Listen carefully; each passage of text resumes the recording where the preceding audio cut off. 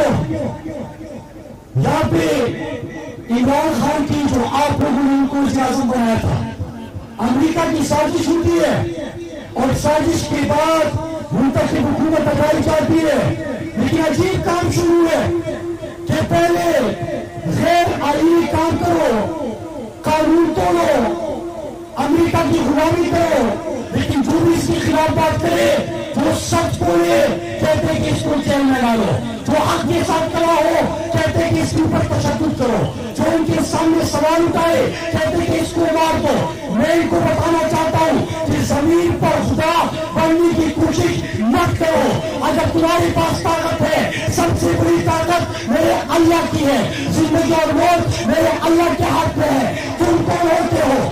اور حقیقی آزادی، حقیقی آزادی کا مطلب کیا کہ پاکستان جس مقصد کے لیے بنا تھا، کہ پاکستان کا مطلب کیا، کہ لا الہ الا اللہ کا مطلب کہ اللہ کے سوا کسی کے سامنے سر نہیں جھکانا۔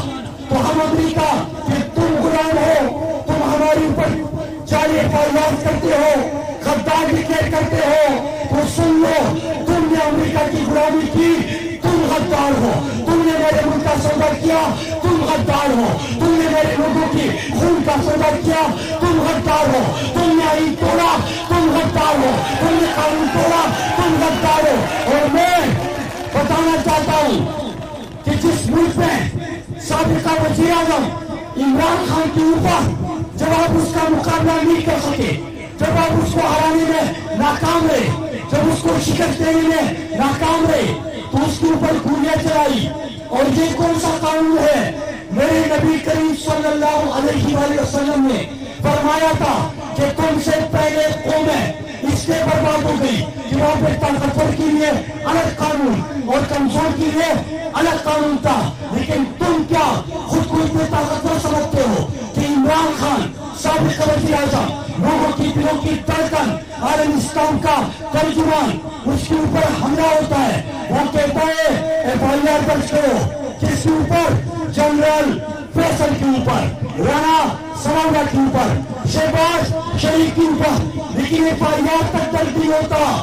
تو میرے پاکستانیوں، یہ ایک نہیں دو پاکستان ہے۔ ہم اس نظام کو نہیں مانتے، ہم امریکہ کے غلاموں کو نہیں مانتے، ہم غداروں کو نہیں مانتے۔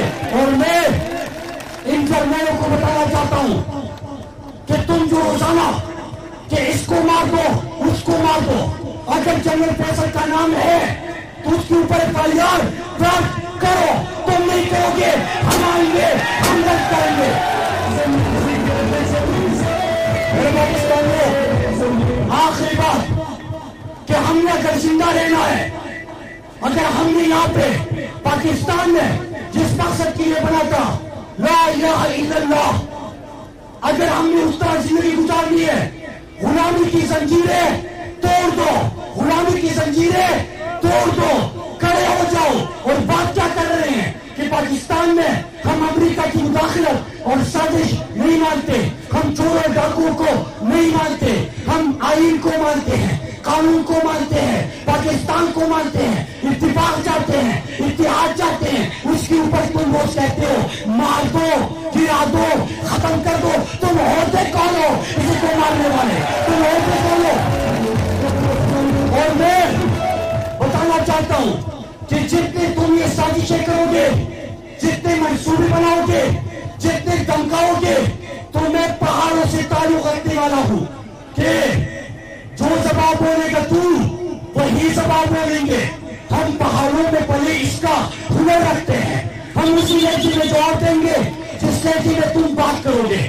اگر ملک بدلنا ہے تو میں سپریم کورٹ کی چیف جسٹس صاحب کو کہتا ہوں کہ ہمیں بتایا جائے کہ کیا پاکستان میں آئین اور قانون معطل ہو چکا ہے؟